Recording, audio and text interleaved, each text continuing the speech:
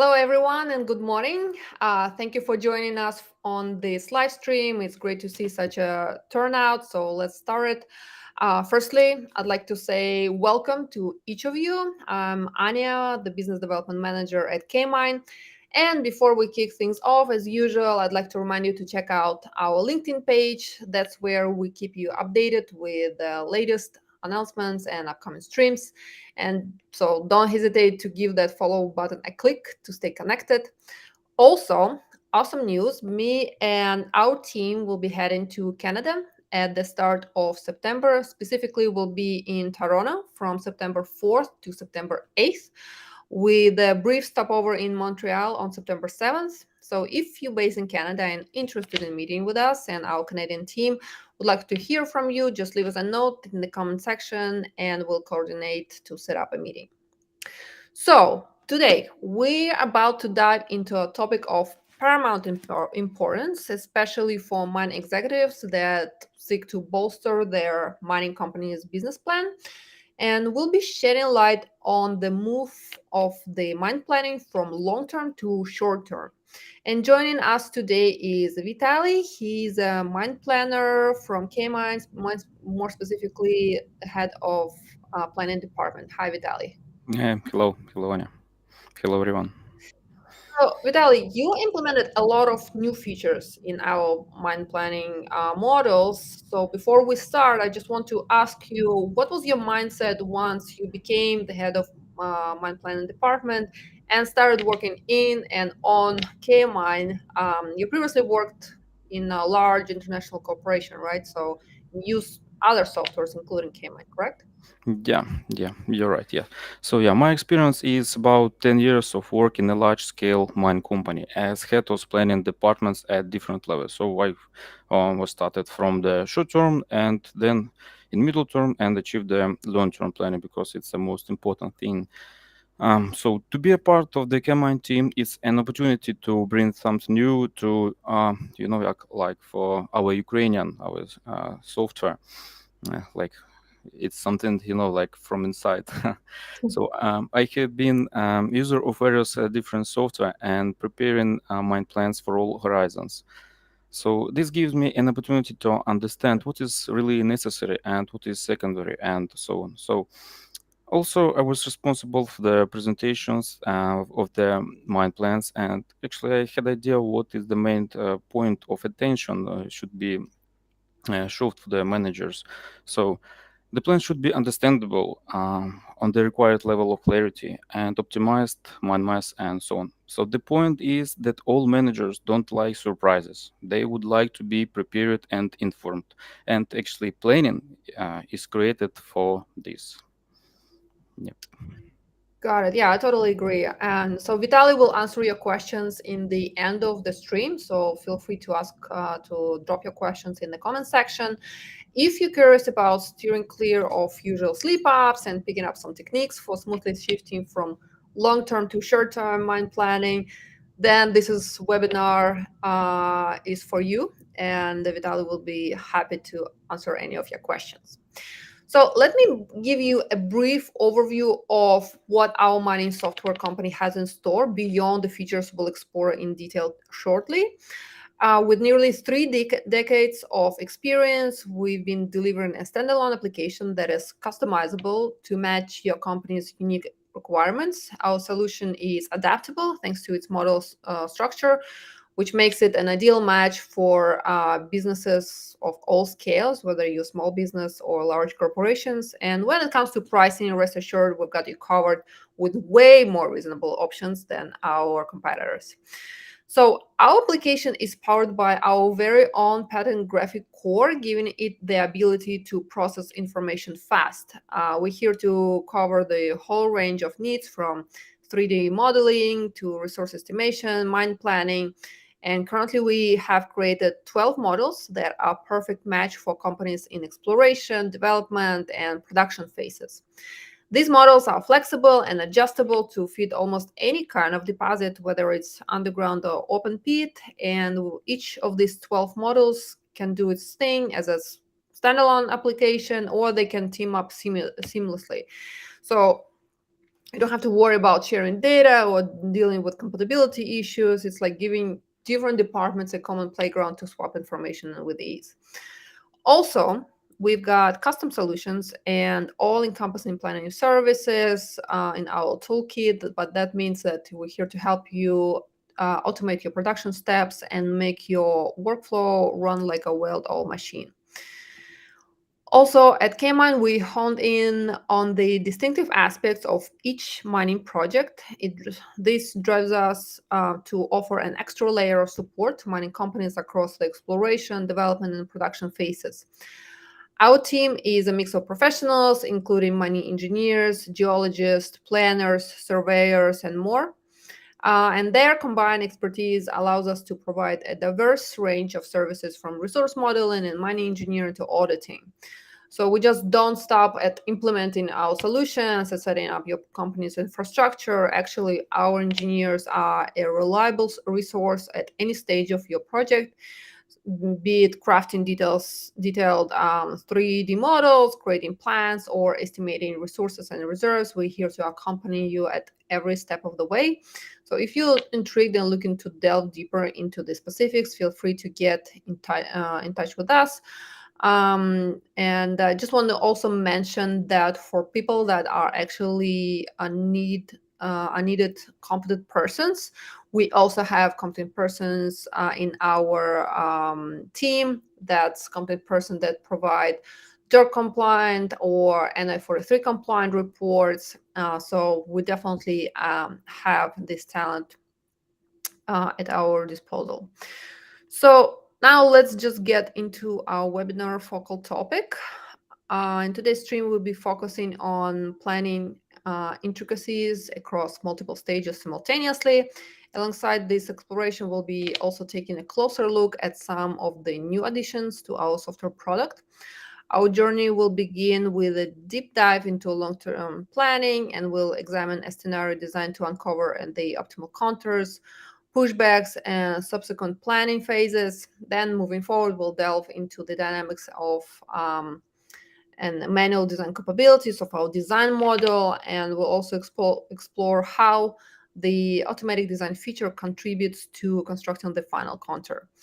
And shifting gears, we'll venture into the capacities of our scheduling model and prepare for scenario building as we transition from long-term to short-term planning perspectives. Planning, at its core, operates as a recurring cycle that is carried out at regular intervals. So all efforts are directed towards enhancing the efficiency of excavating minerals from the depth of the earth, while simultaneously trimming costs and boosting profitability through the optimization of key mining and geological parameters. So mine planning journey typically commences with the deposit optimization, often dubbed the life of mine project. This comprehensive project contains crucial insights into the optimal contours, pushbacks, along with the preliminary timeline and financial considerations presented in the extended format. Once the finalized contour and pushbacks are in space, the focus shifts to design, encompassing the integration of infrastructure within this designated area. Subsequently, the measurements are taken to recalibrate angles within the pit, leading to a refresh plan with the updated information. With the pushback design locked in, the spotlight moves into scheduling.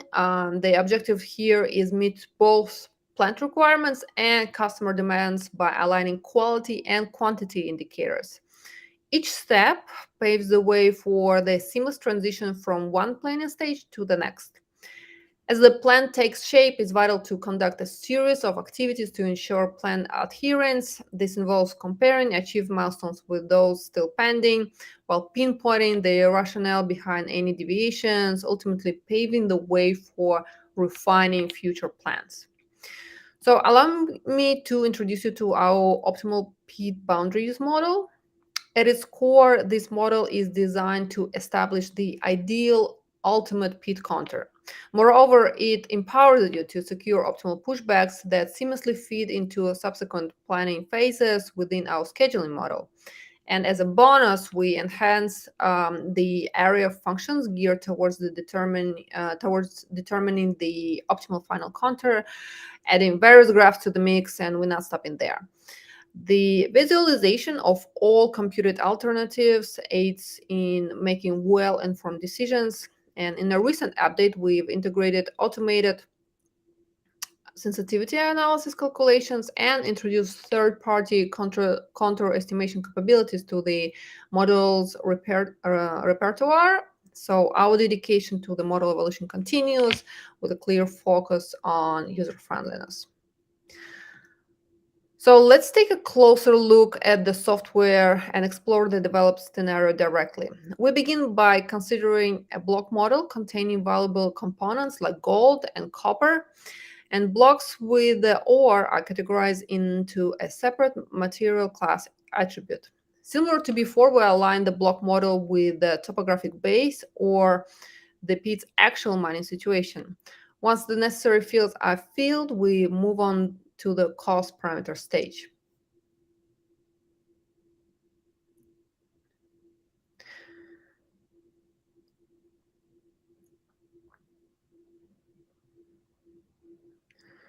And now we can delve into the economic parameters of the optimization project. So two final products are established, one for gold and the other one for copper. Gold's price is expressed per gram in line with the block model's content, while the enrichment cost is set at $7.77 per ton of processed ore. We can also specify enrichment costs in relation to the final product, and the recovery factor is pegged at zero point 0.5, reflecting a 50% recoverability from the total ore volume.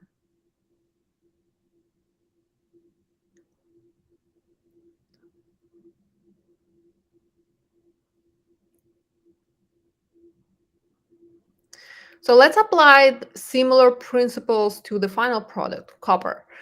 The cost is indicated per ton of final product, and the processing cost is lower due to the elimination of repeated costs for crushing and grinding.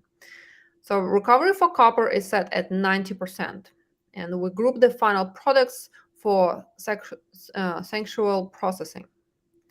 As a result, our calculation yield sets of blocks corresponding to the specific cost factors.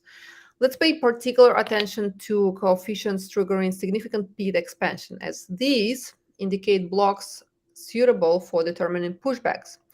This process is semi-automatic. The algorithm identifies profitable blocks, and we distribute them over time by segmenting them into separate pushbacks.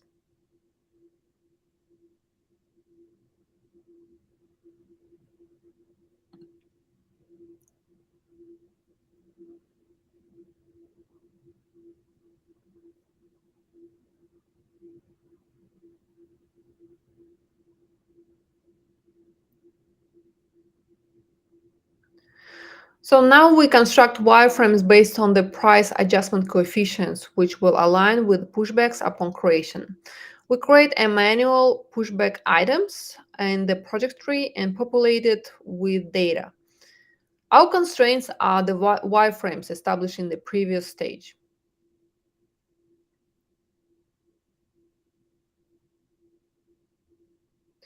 So each pushback will encompass blocks located above the defined wireframe, while excluding blocks that are already included in the previous pushbacks.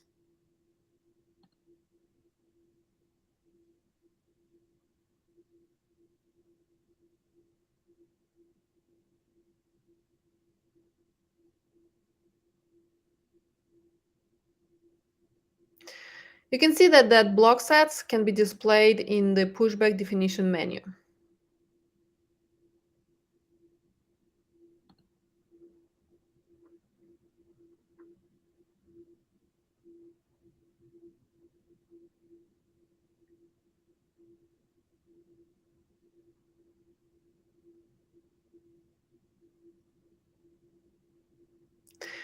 So now we introduce a recent addition, which is the capability to record each block's association with the pushback, final counter, or mining planning period. You must create a field in the block model for this purpose, and it's selected during the recording process.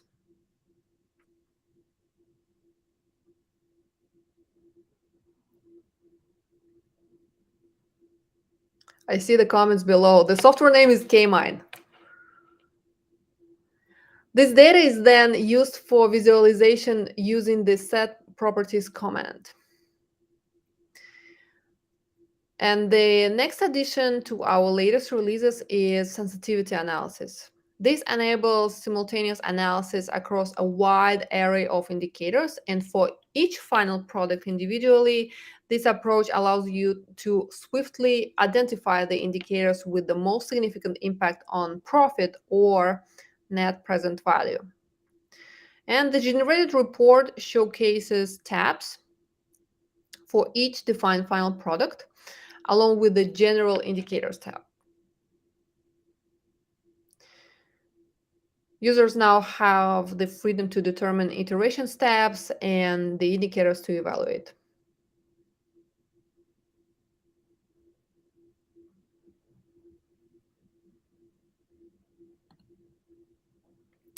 So moving forward, let's discuss our relatively recent innovation for designing sizable structures, which is dynamic design. This feature within the design model empowers you to swiftly create intricate arrangements for final open pit design, dams, open pit elements, pushbacks, and more. Through the simple specification of level list and baselines, you can effortlessly incorporate a ramp system, devise multiple comparable scenarios, and cherry pick the best fit. The creation of intricate pit contours can be wrapped up as little as like half an hour, which is remarkable contrast to the manual approach that might take a day or more. So in the next video, we'll explore utilizing dynamic design in K-Mine to obtain the final pit design. We'll leverage the results that are previously acquired from open pit boundaries model as our starting point. So to begin, let's gather a few reference lines as a foundation for your project. Alternatively, you can achieve this by utilizing the create ISO object command. From the multitude of ISO lines obtained, select those that accurately capture the pit's shape as it expands from the base upwards. Essentially, seek out distinctive horizon configurations. Horizons that mimic the previous one with the mere extensions aren't relevant for design processes. Following that, gently refine the extracted and chosen contours to obtain workable shapes. Then, in a semi-automatic manner, compile a list of horizons detailing key parameters. Additionally, introduce reference lines into the project, aligning the markers with the designated levels.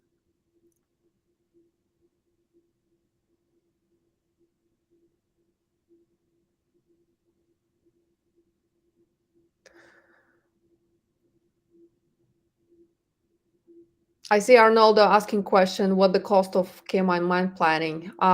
Just drop us your email. We will send you a quote. Upon the pressing calculate button, a calculation of design levels is generated, initially excluding road information. To incorporate roads into the project, you'll define their primary attributes and designate the starting point. Subsequently, switchbacks, flat spots, and other components can be positioned in appropriate locations. While the project can accommodate numerous roads, we limit it to a few given the relatively modest size of the pit. For instance, we'll guide one road to its intended location. And once content with the arrangement of edges, roads, and additional elements, we'll proceed to configuring the output information.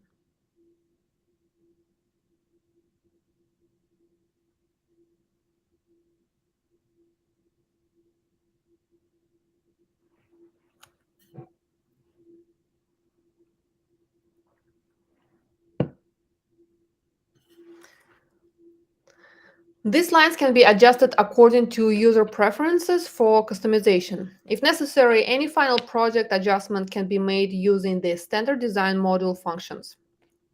Moving forward, we proceed to construct the wireframe and integrate it smoothly into the current position, particularly onto the topographic surface. For this purpose, we identify the intersection line of multiple surfaces and methodically segment the wireframes along this line. This results in two truncated surfaces that we merge into a single comprehensive outcome. This resultant surface aligns with the topographic survey and accommodates the pit mining plan as development concludes. Additionally, we have option to trim project lines at intersection of two wireframes. These operations collectively ensure precision and seamlessly integrating the project onto the topographic landscape. And the final composition involves the harmonious coexistence of project lines with a wireframe.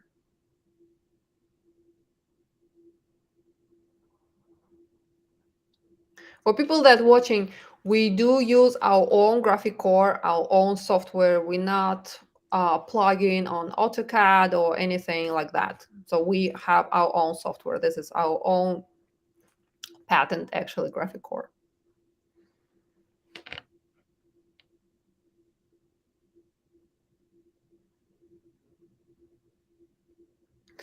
So additionally, we'd like to introduce you to another new feature within the optimal pit boundaries model, which is specific pit boundary estimation. This tool allows us to assess the effectiveness of our project construction or the accuracy of our pit description within the development plan. It also enables the comparison of multiple shells generated from the various scenarios you've crafted.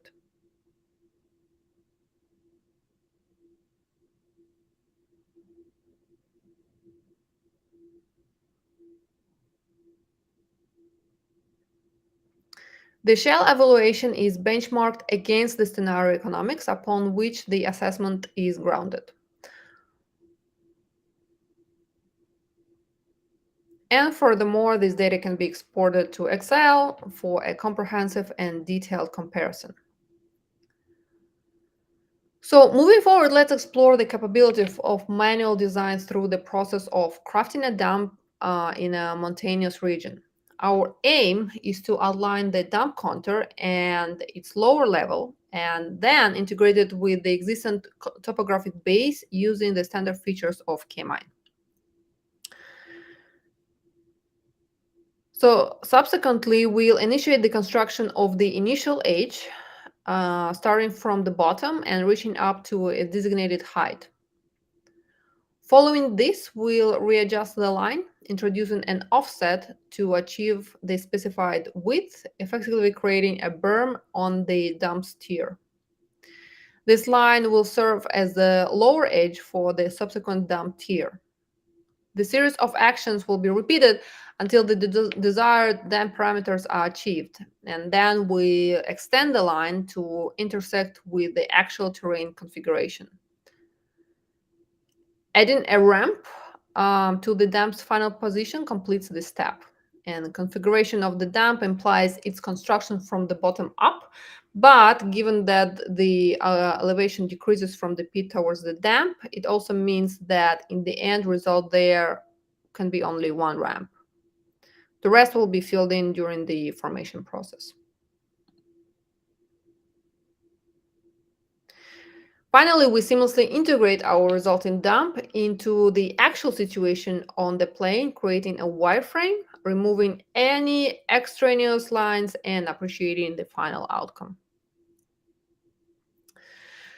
So once armed with the block model and the initial and design mining positions, you're ready to delve into scheduling. Let's explore our schedule model for a moment. And the standout feature of this model lies in its ability to span all planning horizons. The key distinctions lies into the data used to construct the project schedule. Pushback operations drive long-term and medium-term planning, with their outcomes dictate short-term planning. Furthermore, this model allows for creation of comprehensive plans encompassing various time intervals and transitioning from short-term to mid-term and eventually long-term perspectives. So in terms of extracting rock blocks from a pit, two methods are at your disposal. One is manual and one is automated. So today we amalgam these methods to yield optimal outcomes. So let's dive into the exciting new concept of crafting a mine development plans through the tools of K-Mine. Here are how the process unfolds. Step one, we begin by integrating the block model, a block model that is pre-limited by the final development contour into our project schedule. Step two, we categorize the various rock type present within the added block model. Step three, we establish planning intervals to define the scope of our developments. Then step four, we segment our mining process into planning areas, starting with pushbacks in the initial phase. Step five, defining how each area will be mined, and we outline the special relationships within the mine. Then step six, we optimize to optimize our excavation sequence. We utilize the solution finder, which is an automated tool designed for this purpose. The next step, step seven, with annual mining programs in hand, we reevaluate and reshape our mine planning areas based on the generated insights. Step eight, we made adjustments to planning period and excavation schedules to align with our goals. Step nine, we introduce loading and unloading areas, streamlining the mining process. Step 10, to enhance efficiency, we incorporate a rock mass transportation system into our project. And the last step, step 11, we finally carry out calculations and closely examine the results of our endeavors. So moving forward, let's just delve into the initial stages of drafting the schedule. Our current setup includes a project outlining the ultimate deposit development, a block model, the final design of the dumps, the placement of the processing plant and reloading points, and naturally the interconnected road access linking them all together.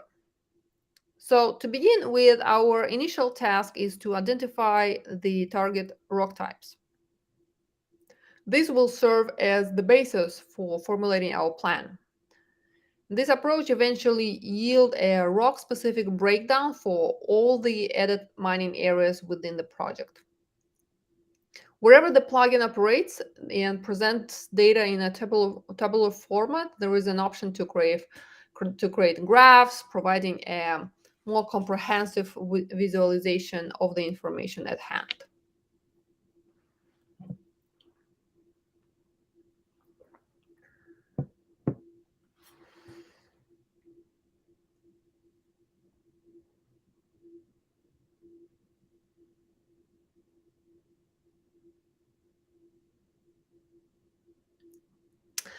Moving on, let's become acquainted with the mining regions, specifically the pushbacks we determined during the optimization phase.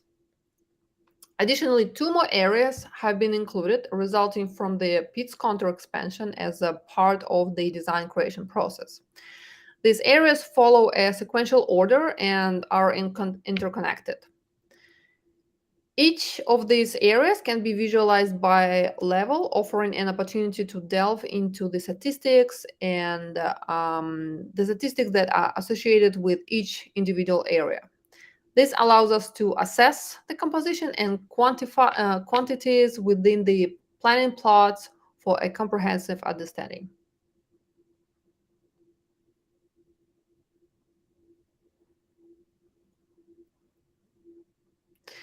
Subsequently, we need to establish the method for working through each of these areas and define their spatial relationships.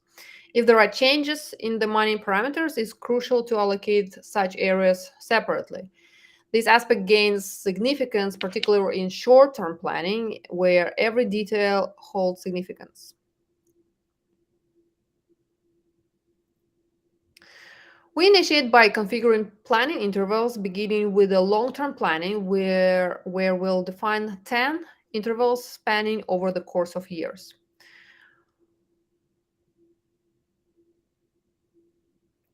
Moving ahead, we have the opportunity to leverage the automated solution finding tool called Solution Finder. This tool works based on predefined settings for each area, helping us meet the desired performance objectives for every planning interval. During the first two intervals, our aim is to establish a rock mass plan considering the upcoming tasks of excavation and deposit preparation. So to make the things easier for the solution search algorithm, we limited activity in all areas except for the first one. In the final period, we've set the target parameter as the mineral indicator alone. This choice is due to the fact that overburden distribution will follow the residual principle. And this approach not only simplifies the solution search process, but also aligns with the specific needs of each planning phase. Now let's familiarize ourselves with the outcomes of the solution search algorithm calculations. Within each interval, sets of blocks have been identified that fulfill the desired target parameters. Using the gathered information, it's possible to create a graph that offers a visual representation of the planning outcomes. So, as depicted in the graph, the rock mass removal remains fairly consistent over the years, and steady ore quantity is also maintained. This observation suggests that the resultant plan is viable for ongoing development processes.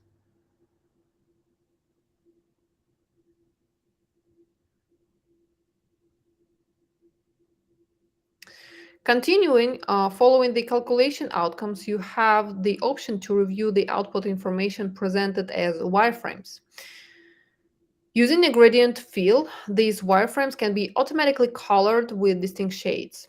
By visualizing them sequentially from the base upward, you can track the Peat's progression across the planning period. In certain scenarios, the obtained result might also represent the final stage. You can then proceed to assess its economic viability and construct essential graphs, forecasts, and other relevant evaluation.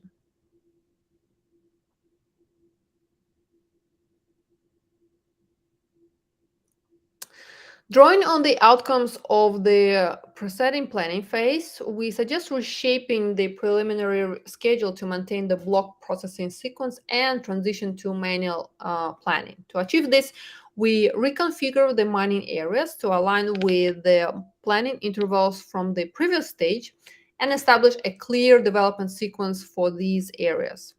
If there is a need for more precise development details within a particular area or its subsections, you can utilize a tool to define blocks within areas using polygons. This approach grants greater flexibility and precision in your planning process.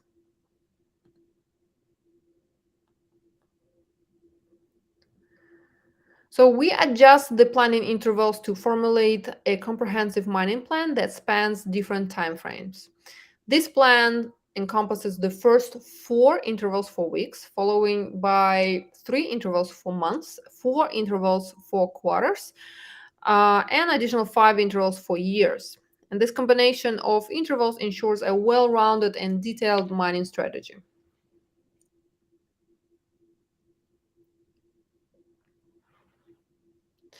We establish a firm sequence for excavator operations between mining areas.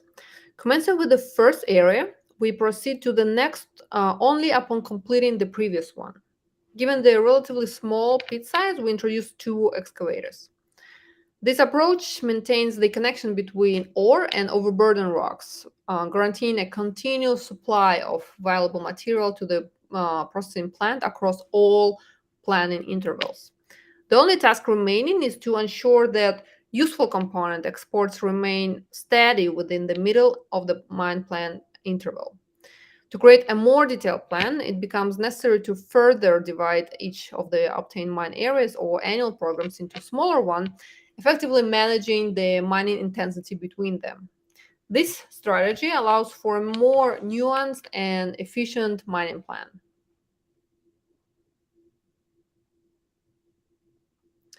Moving forward, we incorporate dumping areas which encompass our reloading points, dumps, and the processing plant.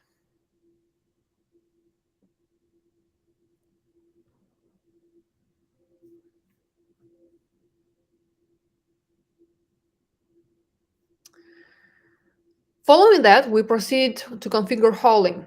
It's important to mention, actually, that manual calculation is feasible without hauling calculation. Simply deactivate the corresponding checkbox in the transport network menu. We determine the additional parameters we'd like to include from the block model and specify the layer containing the roads.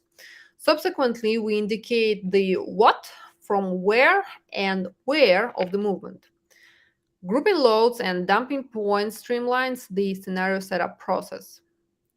So to distribute cargo flows, percentages can be allocated among multiple storage sites if necessary. Moreover, it's possible to establish quality requirements for the delivered rock mass at dumping points. This approach facilitates the creation of various warehouses with distinct quality attributes, enabling blending and averaging of the mineral qualities when needed.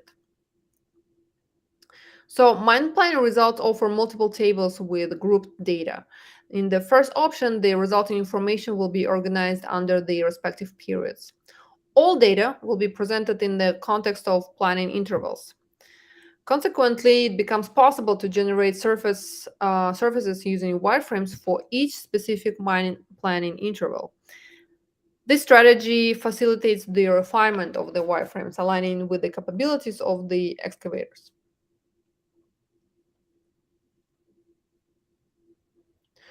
Furthermore, users have the option to monitor the progression of phases on daily basis and within each day of the planning intervals.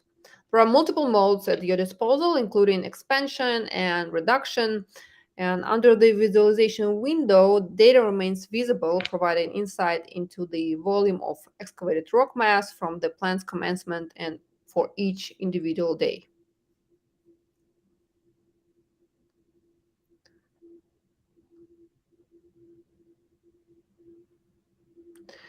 Last but not least, the most comprehensive report concerns the excavation of rock mass in relation to each cube within the block model. This data can be intricate to comprehend without grouping, which is why this table incorporates customizable data grouping based on user preferences. When a line is selected, the corresponding route for the removal of the rock mass cube from the pit is visually represented.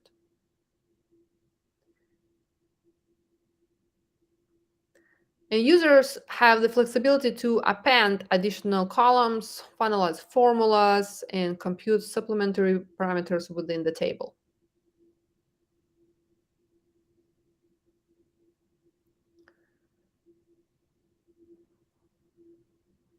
All details within the pivot table can be conveniently exported to Excel, enabling a more intricate analysis.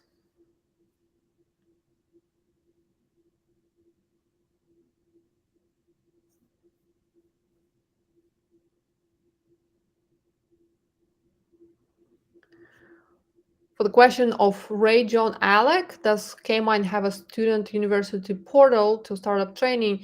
No, but we do have a program with universities. You should ask your university representative to contact with us and we can set up something for you guys. So I just want to sum up our discussion today. I'd like to highlight the key points that we explored. Firstly, we delve into the pit optimization scenario, understanding how it plays a crucial role into shaping efficient mining strategy. Then we took a close look at the new features introduced in the model, using a gold deposit as a practical example to showcase their real-world applications.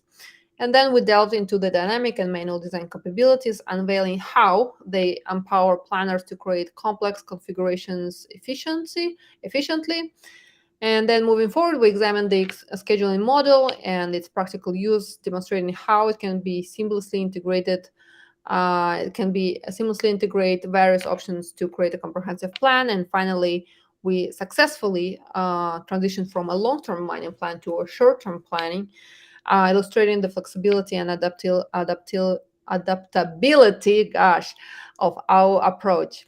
So, as we conclude, we believe these insights and tools hold the potential to drive your enterprise forward towards the new horizons and goals. So, let's see if we have any questions here. I'd like to invite Vitali back. Hi, Vitali. Hello. Okay, great. So, first question is, how can we be sure that we correctly following the plan when transitioning from long term to other stages of planning? What's needed for this? Okay. So, first of all, the boundaries of the previous planning phase should be strictly followed. So the planning areas should be based on the result of the previous planning stage. So actually, as we saw in our today's example, when we transferred from the long term to the middle and short term, we used the same boundaries. So it's also necessary to maintain the sequence of activities between the different areas and not change intensity unless absolutely necessary. So if it's possible, don't change for any other intensity of the mind mass between locations. And the last one, the most amount of rock to be removed from the pit and uh, that it has been established in the previous planning stage should be kept at the same level. So if it's possible, don't change anything. Just try to follow the results from the previous stage of the planning. Yep. So, what approaches to mind planning is a part of scheduling are available in the schedule model? Okay. So as we today saw, we have like three different kind of mind scheduling methods. So first one is automated. So as for me, as for mind planner, I prefer to use this kind of mind planning when I would like to look at the picture in general. So for example, I can specify only amount of ore and then check how many material I should move just to obtain this required amount of ore, just like in general. And the second one, manual method, it's what we saw in the second part of our stream. Um, we also can use this method if you would like to create some kind of forecast, some kind of prognosis. What will be with our mine in case if we will mine in this direction, after this in this direction, and so on. What it will be our main indicators. And as you saw like for sustainable mine planning, it's of course it's better combine all of these two different methods, starting from solution finder and then going to our manual method. Mhm. Okay, we have a question in Spanish. I just want to translate if there is a recording of this conference. So actually, the recording of this will be available. It's from Arnaldo Rodriguez Bob. The recording of of this webinar will be available on our LinkedIn page. So after the stream, you will be able to see it and send it to internally to however you want. Another question, what can be done if the schedule obtained for mining work is not satisfactory? Okay, so first of all, we need to check that we are following the global idea within the plan. So then if yes, if you follow it, so it's necessary to understand what is the discrepancy is and uh, what is the reason of it. So then, most often it's necessary to change the intensity of mining different pushbacks. So if conditions are not met, it is possible to add additional pushbacks and then recalculate the plan. But you have to remember, in case if we add in the new pushback, it is necessary to realize that additional volumes of our burden will most likely be required, which leads additional costs. So it should be assessed comprehensively. And the last one, sometimes it may be necessary to reconfigure the planning areas and clarify the directions of the mining model. Mhm. Thank you. I see the comment from Simfiwe Nzuza. I most likely butchered your name. I'm sorry. You said that you've been looking for something like that for longest time. You're based in South Africa. Great. We actually have resellers in South Africa. Please drop us a note. We will be happy to connect with you after the webinar and discuss the licenses and price for you guys. Another question is what is available for mine compliance in terms of what is given presented to production for execution? Basically, how are the individual tasks presented to the person responsible? Okay, so thank you for this question. It's really interesting. So we have for now we have a really like wide range of tools to create plan compliance, and we would like to make some specific like macroses or whatever. So actually it will be like additional commands in our scheduling module when we will specify only three different surfaces and our targets what it should be estimated. And after that, we will compare these three different surfaces and define what volumes was mined under the plan, what is before plan start, out of the plan, and so on. So it will be around five different indicators. And based on this, we can define the most of the discrepancies and understand why it is happened. So it will be a part of our schedule module, but now we have full range of tools to do with this in our block model and actually in K-mine environment. I see another question from Arnoldo. Is there a software available for long, short-term mine planning for underground mining? That's actually in the development. It's coming soon. We will have a separate webinar for underground mining specifically. I think that's it. I think my colleagues already answered to the questions in comment section.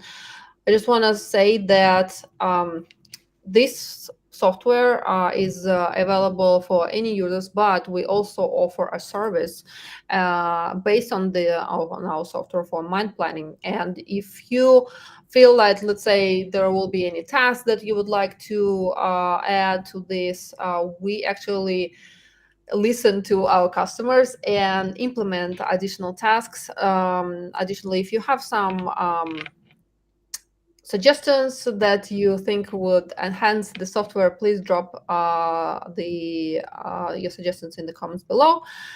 I think that's it in terms of questions. To all other questions, we will answer in the comment section. And again, I just want to address Canadian viewers, just remind you that our team will be in Toronto and Montreal in the beginning of September. So if you want to meet with us, feel free to drop us a note in the comment section. We'll be happy to meet you. So I think that's it. Thank you so much for joining us today and have a good weekend. Okay, Bye. thanks. Goodbye.